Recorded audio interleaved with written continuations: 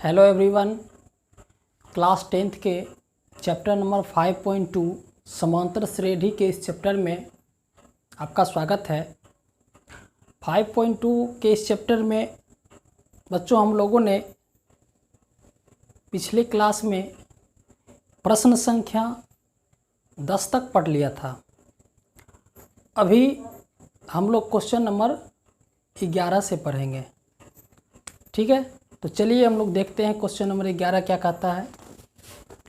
Question number 11 में लिखा हुआ है कि AP सच डेट 3, 15, 27, 39 का कौन सा पद उसके 54वें पद से 132 अधिक होगा।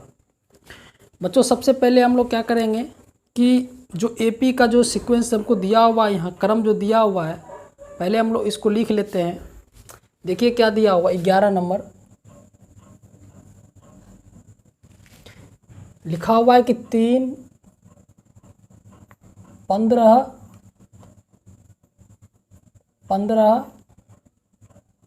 27, 39,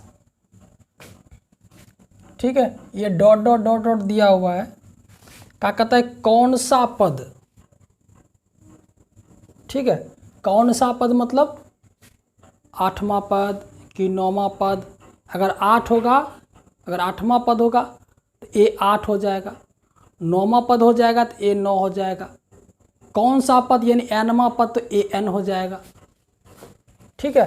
तो हम मान लेते हैं कौन सा पद कहता है, तो माना कि nवां पद, ठीक है। कौन सा पद कहता है 54वें पद से 100 अधिक होगा, तो माना कि nवां पद 54वें पद से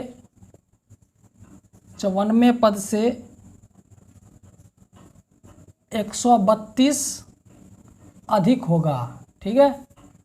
54वें पद से 132 अधिक होगा, ठीक है।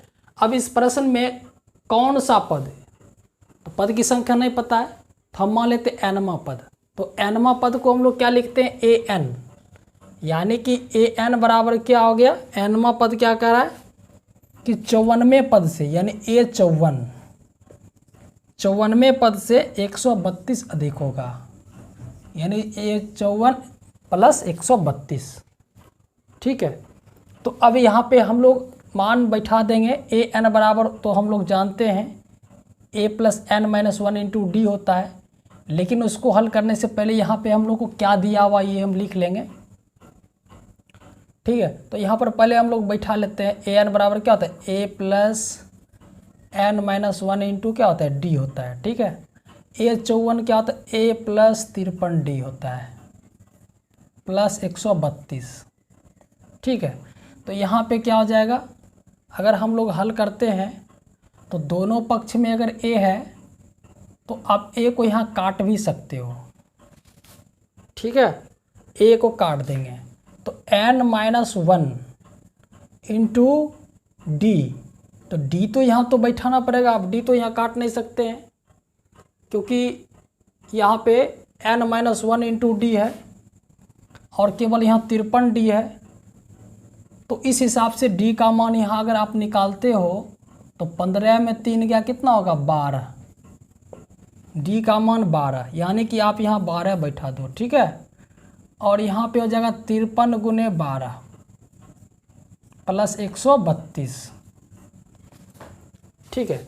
यहाँ से आप इसको अब n का वैल्यू निकालोगे तो क्या हो जाएगा, 12n माइनस 12, और अगर 53 को 12 से गुना करोगे तो क्या आ जाएगा, 53 को देखिए 12 से करते हैं तो 106 और 53, 6 3 6 636, 636 प्लस 132, ठीक है।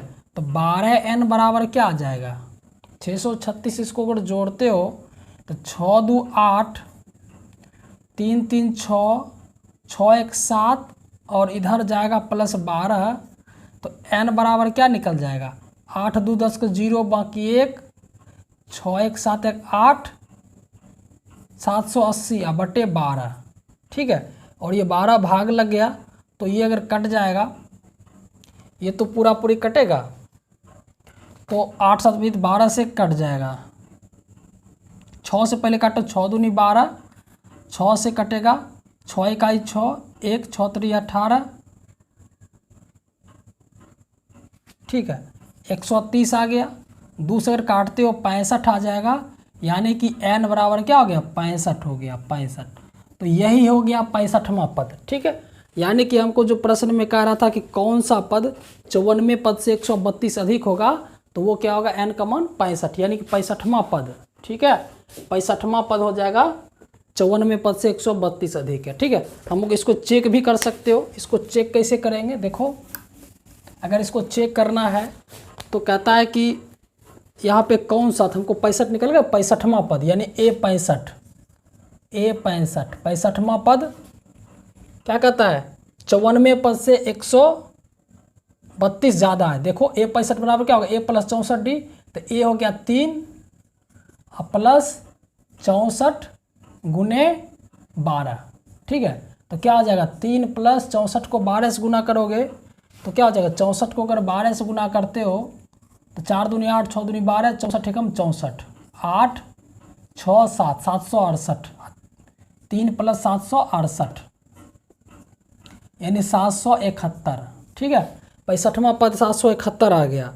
और यहाँ पे कहता है कि कौन सा पद, ये 54वें पद से, अब A 54 अगर निकालते हो तो क्या आ जाएगा, A प्लस 53D, यानी कि 3 प्लस 53 गुने 12, 53 को 12 से किए थे 636 और 3 639, ठीक है। 636 3 39 हो गया।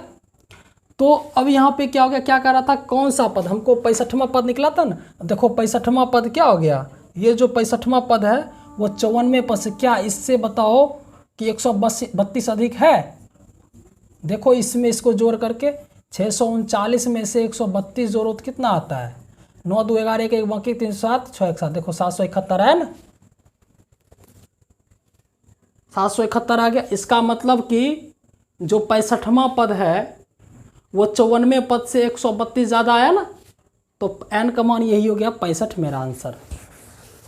उम्मीद है आपको ये क्वेश्चन समझ में आ गया होगा। जब भी प्रश्न में कहेगा कौन सा पद, कौन सा पद, तो उस कंडीशन में nवां पद हम मानेंगे, माना कि पद की संख्या n यानी nवां पद। और जब nवां पद मानेंगे तो हम लोग लगाएंगे an वाला सूत्र। समझ में आ गया, ठीक है, मिटा दिया जाए। चलिए हम लोग चलते हैं नेक्स्ट क्वेश्चन की ओर। आगे बच्चों हम लोग चलते हैं क्वेश्चन नंबर 12 नंबर, ठीक है। क्वेश्चन नंबर 12, प्यारे छोटे भाई बहन, आप देखें क्वेश्चन नंबर 2 कहता है कि दो समांतर श्रेणियों का सारवंतर समान है, ठीक है। इनके 100वें पदों का अंतर 100 है, 1000वें पदों का अंतर बताएं। देखिए दो समांतर श्रेणी दिया हुआ है, ठीक है। दो समांतर श्रेणी मान लेते, एक मान लो कोई समांतर श्रेणी, एक पहला समांतर श्रेणी है, ठीक है, और एक दूसरा समांतर श्रेणी है, अलग अलग है, ठीक है। तो दोनों का क्या कहता है, सारवंतर समान है, यानी दोनों का d समान है कहता है, ठीक है। और तो अगर d समान है तो एक विषय में नहीं कहा, तो पहले जो समांतर श्रेणी होगा और जो दूसरा समांतर श्रेणी होगा, दोनों का पहला पद कुछ न कुछ होगा। हमको एगो कैपिटल ए मान लेते हैं, एगो स्मॉल ए मान लेते हैं, ठीक है। तो लिखेंगे पहले एपी का, पहले एपी का पहला पद, पहला पद बराबर मान लेते A1, ए मान लेते कैपिटल ए, ठीक है। और दूसरे एपी का पहला पद, इधर दूसरा, इधर पहला एपी, पहला एपी मुझे नहीं पता क्या होगा, इधर दूसरा एपी, इसका पहला पद मान लेते, दूसरा एपी का पहला पद, पहला पद बराबर ए, ठीक है। पहला का कैपिटल ए, दूसरा का स्मॉल ए, ठीक है। दोनों का क्या कहते हैं, सारवंतर समान है। तो सारवंतर क्या हो जाएगा, सारवंतर इसका भी डी और इसका भी डी, ठीक है। दोनों का सार अंतर क्या कर रहा है, दोनों का डी कह रहा है। ऐसा हो सकता है ना, हो सकता है एक पहला एपी होगा 3, 5, 7, 9, दूसरा हो सकता है 26, 28, 30 हो। तो देखो इसका पहला पद इसका पहला पद अलग अलग है, लेकिन डिफरेंस तो समान है ना, डी समान है। हो सकता है ऐसा ही कोई टर्म हो, ठीक है। तो दोनों का पहला पद अलग अलग है लेकिन सार अंतर समान है। अब कहता है कि इनके 100वें पदों का अंतर 100 है, ठीक है। 100वें पदों का अंतर यानी कि पहले एपी का, ठीक है, पहले एपी का 100वां पद, पहले एपी का 100वां पद माइनस दूसरे एपी का 100वां पद, एपी का 100वां पद बराबर क्या कर रहा है 100। दोनों का अंतर 100 कह रहा है। तो पहले एपी का 100वां पद क्या होगा, ए प्लस 99 डी। तो ए तो कैपिटल ए है, प्लस 99 डी, डी तो वही रहेगा। और दूसरे एपी का क्या होगा 100वां पद, तो यहाँ हो जाएगा स्मॉल ए माने हैं अब प्लस 99, लेकिन डी तो वही रहेगा बराबर 100।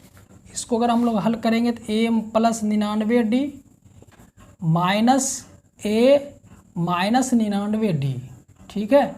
अब इसको अगर हम लोग कैंसिल कर दें ये चीज़ को, तो ए माइनस ए बराबर क्या निकल जाएगा 100 आ जाएगा, समीकरण 1, ठीक है। दोनों में क्या आ गया, बड़ी ए और छोटी ए, यानी कि प्रथम पदों का अंतर क्या आ गया 100 आ गया। अब हमको क्या कहता है, इनके 1000वें पदों का अंतर बताया, ठीक है। अब कहता है कि पहले एपी का 1000वां पद माइनस दूसरे एपी का 1000वां पद, ठीक है। दूसरे एपी का 1000वां पद हमको यही मान निकालना है। तो पहले एपी का 1000वां पद क्या होगा, ए प्लस 999 डी माइनस इसका क्या हो जाएगा ए माइनस प्लस 999 डी, यही होगा ना। तो क्या हो जाएगा ए प्लस 999 डी माइनस ए माइनस 999 डी। तो 999 डी तो कट जाएगा, तो यहाँ भी क्या आ गया, यानी इसका वैल्यू भी आ गया, यहाँ इसका वैल्यू भी आ गया ए माइनस ए, ठीक है। और यहाँ पे हमको पता है कि ए माइनस ए का मान कितना है 100, तो यहाँ भी इसका वैल्यू आ गया ए माइनस ए बराबर 100। तो इसका ए माइनस ए का मान क्या है 100, यानी कि ए माइनस ए इसका भी मान हो जाएगा 100 ही, यानी कि 1000वें पद का अंतर जो है वो भी हमको 100 ही होगा। अगर 100वां पद का अंतर मेरा 100 आया तो हमारा जो 1000वां पद है उस 1000वां पद का अंतर भी क्या आ जाएगा 100 ही आ जाएगा, ठीक है। 100वां पद में भी कैपिटल ए माइनस स्मॉल ए आ गया 100, तो जब 1000वां पद निकाले तो भी उसका value capital A minus small A ही आया, और capital A minus small A पहले समीकरण में 100 मालूम था, तो उसका मान भी क्या हुआ 100 हुआ। इस तरह से आप क्वेश्चन नंबर 12 को हल करेंगे। उम्मीद है आपको ये मान समझ में आ गया होगा, ठीक है। चलिए हम लोग आगे बढ़ते हैं, इसको मिटा देते हैं। बच्चों हम लोग चलते हैं क्वेश्चन नंबर 13 की ओर, देखते हैं 13 नंबर में क्या कहता है। 13 नंबर में कहता है कि 3 अंकों वाली कितनी संख्याएं 7 से विभाज्य है, ठीक है। 3 अंकों वाली संख्या, बच्चों 3 अंकों वाली कौन सी संख्या होती है, 100 से शुरू होती है, और हमको कहता है 100, 101, 102, 103 डॉट डॉट, ये कहाँ तक जाएगा बच्चों 999 तक जाएगा, क्योंकि 3 अंक तो यहीं तक होता है ना। इससे अगर छोटा ले लें तो इससे छोटा क्या होता है 99 होता है, ठीक है, जो कि 2 अंक में आ गया, ठीक है। और इससे अगर बड़ा ले लें तो 1000 आता है, जो कि 4 अंक में आता है। तो जाहिर है कि हमको क्या आएगा, इसके बीच में ही 3 अंकों वाली संख्या है, लेकिन 3 अंकों वाली संख्या टोटल नहीं कर रहा, 3 अंकों वाली संख्या जो 7 से कटता है, यानी कि 7 से कटने वाला पहला संख्या क्या होगा, 7 से कटने वाली 3 अंकों की 3 अंकों वाली संख्या, बताओ क्या होगा 3 अंकों वाली संख्या। 3 अंकों वाली संख्या इस प्रकार है, बताओ क्या होगा 3 अंकों वाली संख्या इस प्रकार है। तो 7 से कटने वाली जो 3 अंकों वाली संख्या होगी कौन कौन सी होगी बच्चों? तो वो संख्या होगी, अगर आप इसको अगर यहाँ से पता कर दो कि 7 से कटता है, ये 7 से कटता है, ये 7 से कटता है, कैसे पता चलेगा 7 से कौन कटता है? तो आपके लिए सबसे सिंपल हम तरीका बताते हैं, ठीक है, 7 से कौन सा कटेगा। वैसे आप तो 16 7 112 होता है, 112 से 7 105, 15 7 105, यानी कि पहली संख्या क्या होगी? 105 होगी, ठीक है, 105 होगी। दूसरी 112 होगी, तीसरी 117 होगी, 5 7 12 7 19, 119 होगी, डॉट डॉट, और लास्ट क्या हो जाएगा? कैसे पता चलेगा? देखो हम एक तरीका बताते हैं, आप इस तरीका से पता कर सकते हो। जैसे आपको ये पता चल गया शुरू का 100 लास्ट में 999 होगा, तो आप 100 को 7 से भाग दे दीजिए, ठीक है, 7 से भाग दे दीजिए, तो 7 इकाई 7, 30, 7 चौक 28, 2। अब बताइए शेष 2 बच गया, तो हमको क्या करना है? 100 से आगे चलना है ना, 100 से आगे वाली संख्या देखना है। तो 100 से आगे वाली यानी 2 में क्या जोड़ेंगे? जो ये 7 हो जाएगा, तभी तो शेष शून्य बचेगा ना। 2 में क्या जोड़ेंगे? 7 हो जाएगा, तो 5 जोड़ेंगे, यानी कि 100 में 5 बढ़ा दो, यानी 105, यानी पहला संख्या 105 हो जाएगा, ठीक है, पता चल गया। और 999 में देखते हैं, 999 में उसी प्रकार देखते हैं। अगर 7 से लगाते 7 इकाई 7, 2 29, 7 चौक 28, 1 19, 7 दूनी 14, 5। देखो 5 बच गया, यानी 5 हटाना है। जहाँ जोड़ने की बात हो यानी 100 से आगे बढ़ना है, जहाँ आगे बढ़ने की बात हो तहाँ क्या जोड़ेंगे? जो 7 हो जाएगा। 7 ही क्यों? तब में कटेगा पूरा पूरा, 7 होगा, 7 इकाई 7, यानी कि 5 जोड़ना है, यानी 5 जोड़ना, यानी 100 हम 5 जोड़ेंगे 105। लेकिन यहाँ पे क्या कि अब 99 से आगे थोड़ी बढ़ना है, 100 से आगे बढ़ना था, लेकिन 99 से पाछे घसकना है। तो पीछे घसकना यानी 5 हटाओ, तो 5 हटाओ तो 999 में 5 कितना? 994 होगी। तो लास्ट क्या आ जाएगा? 994 हो जाएगा, 994। हमको ये पता चल गया 7 से कटने वाली यही सब संख्या होगी। तो यहाँ से मेरा क्या आ गया? ए बराबर क्या आ गया? 105 आ गया, ठीक है। और डी का मान क्या आ गया? 112 में 105 घटा गया, यानी कि 7 आ गया, ठीक है। और ए एन अंतिम पद हुआ 994, ठीक है, अंतिम पद हुआ 994। हमको क्या कह रहा है कि कितनी संख्याएं 7 से कटेगी, यानी कि n निकालना है, ठीक है, कितनी संख्या, यानी संख्या n बराबर निकालना है, ठीक है, n बराबर वाट। तो हम सूत्र क्या लगाएंगे? वही लगाएंगे, ए एन बराबर a plus N minus 1 into D लगा देंगे, ठीक है। ए एन का मान कितना है? 994, 994, 105 plus N minus 1 into D का मान हो जाएगा 7। तो इसको कैसे हल करेंगे? 994 में से 105 घटा करके हम लोग 7 से भाग दे देंगे और प्लस उधर इधर जोड़ भी देंगे। ये समझ में आ रहा है? ये पहले जोड़ का है तो इधर घटाव में जाएगा, ये गुना में है बटा में जाएगा, जब सब हट जाएगा तो n माइनस 1 है तो इधर आएगा क्या होगा? +1 हो जाएगा।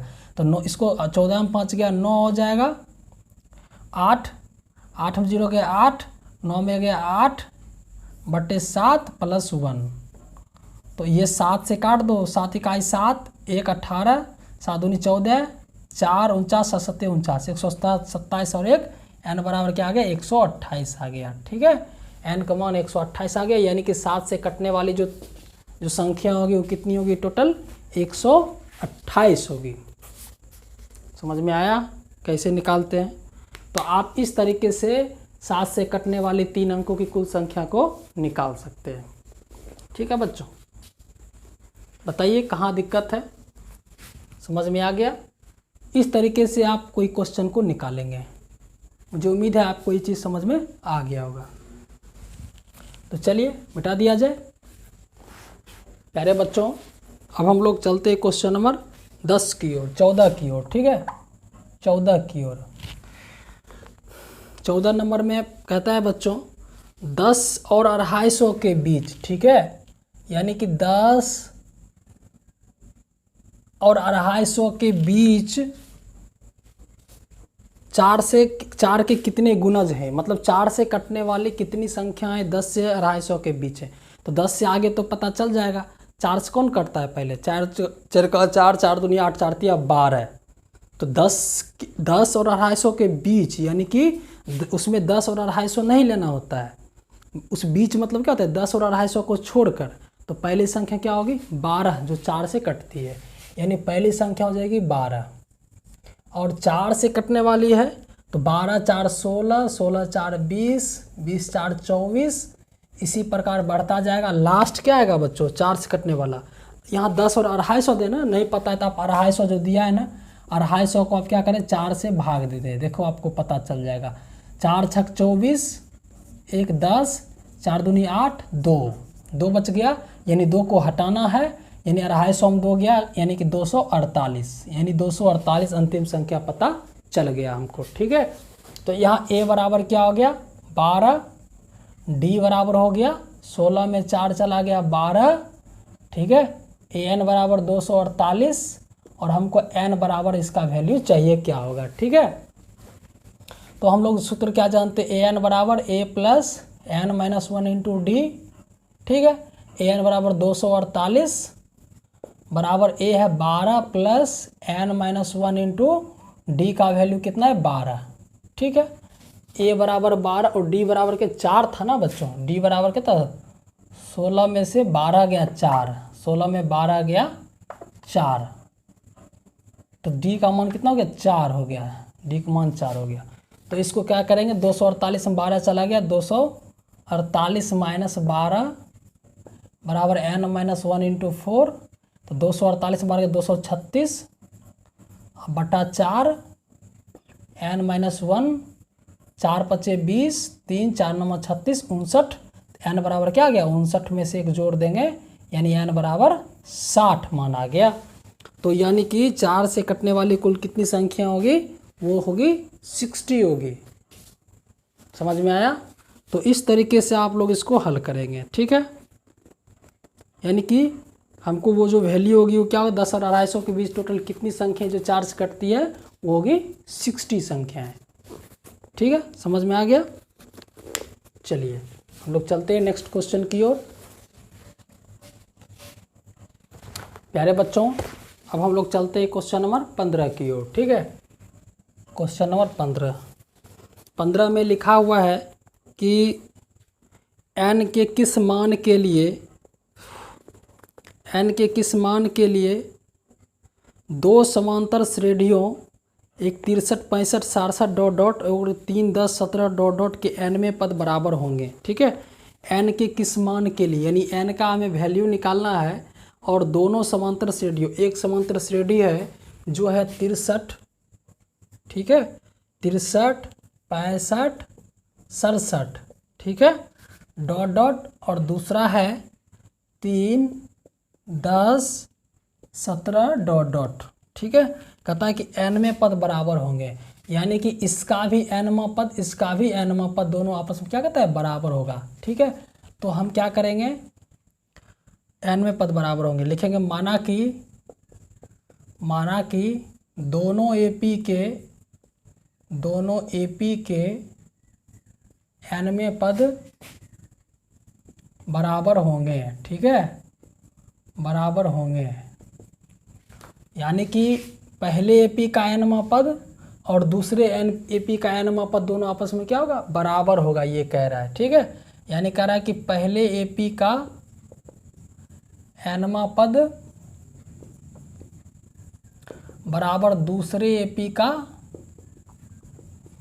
nवां पद, दूसरे AP का nवां पद, दोनों आपस में क्या कर रहा है बराबर कर रहा है। ठीक है, ये आपस में बराबर कर रहा है।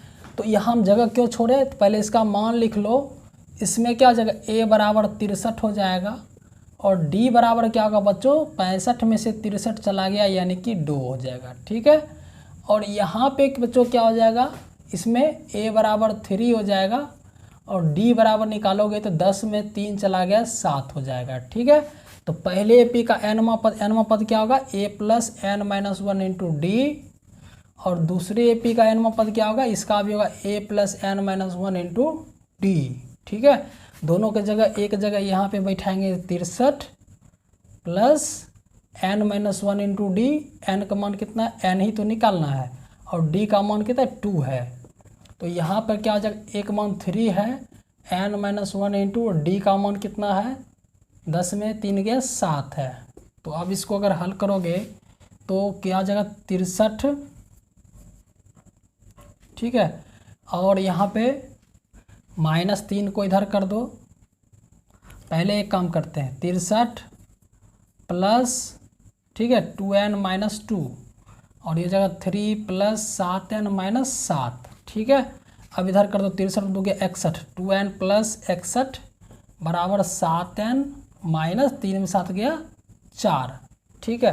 तो 2n में 7n इधर चला गया तो क्या बच गया, यहाँ बच्चों बच गया 5n, ठीक है, -5, इधर बच गया -4 प्लस 61, -4 - 61, ठीक है, -61 यानी कि -5n बराबर -65, 5 से कट गया 13 दफ़ा में n बराबर 13, n का मान क्या हो गया 13, यानी दोनों AP का जो है वो 13वां पद आपस में बराबर होगा। आप यहाँ से निकाल करके देखें, 1 2 3 4 5 इस ढंग से 13वां पद निकाले, इसका भी 13वां पद निकाले, देखें आपको दोनों का बराबर मान आएगा, ठीक है। आप निकाल करके देखिए, देखो इसका 13वां पद निकालेंगे तो क्या हो जाएगा, इसका 13वां निकालेंगे तो a प्लस 12d, तो a है 63 प्लस 12 गुना d हो जाएगा 65, ठीक है। तो क्या हो जाएगा 63 प्लस 24, ठीक है, 4 3 7 6 2 8, देखो इसका क्या आ गया 13वां पद क्या आ गया 87 आ गया, ठीक है। और इसका 13वां पद निकालो तो हो जाएगा a प्लस 12d, यानी 3 प्लस 12 गुना 10 में 3 गया 7, 62 34 84 3 क्या आ गया 87। देखो दोनों का 13वां पद 87 आया ना बराबर बच्चों। तो इसी प्रकार हमको इस प्रश्न का हल करने हैं। मुझे उम्मीद है आपको क्लास समझ में आ गया होगा, ठीक है। चलिए नेक्स्ट क्वेश्चन हम लोग देखते हैं। चलिए बच्चों आगे हम लोग देखते हैं क्वेश्चन नंबर 16 की ओर, ठीक है। 16 में लिखा हुआ है कि वह AP ज्ञात करें जिसका 13वां पद तीसरा पद 16 है और 7वां पद 5वें पद से 12 ज़्यादा है, ठीक है। तो AP निकालना है जिसका तीसरा पद 16 है। बच्चों तीसरा पद 16 है दिया हुआ है, ठीक है, यानी कि A3 बराबर क्या दिया है तीसरा पद 16, यानी A3 का मान हमको दे दिया है 16 दे दिया है, ठीक है। तो A3 बराबर 16 मतलब क्या हो गया A प्लस 2D बराबर हमको मान दे क्या दे दिया 16, ठीक है। उसके बाद कहता है कि 7वां पद, ठीक है, 7वां पद 5वें पद से 12 अधिक है। और उसके बाद क्या कहता है, और फिर से कहता है कि 7वां पद इसका मान कहता है कि इसका जो वैल्यू है वो कहता है कि 5वें पद से 12 अधिक है, 5वें पद से 12 अधिक है। बच्चों आप एक चीज़ समझ रहे हैं कि 7वां पद कह रहा है कि 5वां पद से 12 अधिक है, यानी 7वां अधिक है, लेकिन हम जोड़ रहे हैं 5वें में, यानी कम वाला में क्यों जोड़ रहे हैं, क्योंकि हमको इक्वल करना है। जब भी इक्वल करना हो ना तो छोटा में जोड़ोगे तब ना बड़ा के बराबर होगा। अच्छा ये कहेगा कि राम का आयु जो है श्याम का तिगुना है, तो राम तो बड़ा हो गया, तो राम श्याम के बराबर कब होगा, जब छोटा जो है उसमें तिगुना करोगे तब ना राम के बराबर होगा। इसीलिए छोटा में गुना करके यहाँ बराबर किया जाता है, ठीक है। इसीलिए जब भी छोटा रहेगा उसमें ही जोड़ना पड़ेगा। तो 7वां पद बराबर क्या हो जाएगा A प्लस 6D, ठीक है। और 5वां पद हो जाएगा A प्लस 4D प्लस 12, ठीक है। तो यहाँ A तो कट गया, इधर 2D बराबर 12 हो गया, तो क्या हो गया 2 6 12, यानी D बराबर क्या निकल गया 6 निकल गया, ठीक है। D बराबर 6 निकल गया और D का मान समीकरण 1 में बैठा दो, ठीक है। D का मान समीकरण 1 में बैठाने पर, ठीक है, समीकरण 1 में रखने पर, अगर हम लोग समीकरण 1 में D का मान रखते हैं तो A प्लस 2D बराबर क्या दिया हुआ है 16 दिया हुआ है ना। तो A प्लस 2 गुना क्या हो जाएगा 6 बराबर क्या 16, तो A बराबर क्या हो जाएगा 16 माइनस 12, यानी कि A बराबर क्या निकल गया 4 निकल गया। अब हमको क्या पूछता है, हमको पूछता है कि AP ज्ञात करो। AP मतलब 4-5 संख्याओं का एक क्रम ज्ञात करो, ठीक है। तो इसीलिए A बराबर क्या हो गया, इसलिए प्रथम पद क्या हो गया, प्रथम पद हमको 4 निकल गया, तो यहाँ लिख देंगे प्रथम पद, ठीक है। यहाँ पे देख रहे हो A का वैल्यू क्या निकला, 4 निकला है, तो यहाँ हम लोग लिख देते हैं प्रथम पद A बराबर 4, ठीक है। A बराबर 4 निकल गया। उसका तो हमको क्या निकला, दूसरा पद, ठीक है। तो दूसरा पद क्या हो जाएगा, यहाँ सीधे इसे लिखते हैं A2 बराबर लिखते हैं, ठीक है। दूसरा पद यानी A प्लस D हो जाएगा। दूसरा पद तो यही होता है ना, A प्लस D, यानी A का मान 4 है और D का मान 6 है, तो 4 प्लस 6 यानी कि 10। A3 बराबर क्या निकल जाएगा, A प्लस 2D, ठीक है। A प्लस 2D, तो यहाँ A और D का मान बैठाओ, A प्लस 2D, A का मान 4 है प्लस 2 गुना D का मान 6 है यानी 16। इसीलिए AP का क्रम क्या होगा, AP सच दैट 4, 10, 16 एंड सोन, यही हो गया हमारा AP। तो इस तरीके से आप AP निकाल सकते हैं। बच्चों काफ़ी आसान चैप्टर है, इसी तरीके से आप लोग इस प्रश्न को हल कर सकते हैं। समझ में आ गया, मिटाया जाए।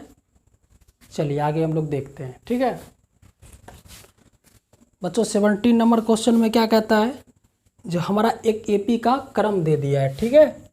AP सच डेट क्रम क्या दिया हुआ है बच्चों, 3, 8, 13 से लेकर के 253, ठीक है बच्चों। 253 में अंतिम से 20वां कहता है, ठीक है। में अंतिम से 20वां, ठीक है। अंतिम से 20वां पद बच्चों कहता है। अंतिम से 20वां मतलब क्या हो गया बच्चों, तो अंतिम से यानी कि हम लोग जो शुरू से A ये कहते हैं, अब हम लोग इधर से A बोलेंगे। अगर इधर से A बोलेंगे तो अगर ये A हो गया तो D क्या होता है, ये इस बाद वाले पद में, इसके जो बाद होगी उसमें पहले पद को घटाना होता है, ठीक है। तो बाद वाले पद के लिए तो इसका एक जस्ट पीछे का निकालना पड़ेगा ना बच्चों, तो हम इसको लिख सकते हैं 3, 8, 13, ठीक है। देखो 3, 5 जुटा, 13 में 5 गए 8 यानी 253, 5 गया 248, तब होगा 253, यही होगा ना। तो यहाँ क्या हो जाएगा बच्चों, तो यहाँ लिखेंगे A बराबर 253, यहाँ लिखेंगे अंतिम से, ठीक है। अंतिम से A बराबर 253 और D बराबर होगा बाद वाले में पहले पद को घटाना, ठीक है। 248 में 253 चला गया यानी कि -5 और 20वां पद कहता है यानी N बराबर कह रहा है 20, ठीक है। अंतिम से 20वां यानी A20 निकालना है, तो सीधा निकाल दो ना A प्लस 19D। आप काहे उतना बखेरा में पढ़ रहे हो, 20वां पद। तो A का मान 253 तो है ही, प्लस 19 गुने D का मान कितना, -5 कह रहा है। तो 253 -95 घटा दीजिए, 13 में 5 का कितना होगा 8, 5 और 4 14 में हो गया 5, ठीक है। और ये बच गया 155।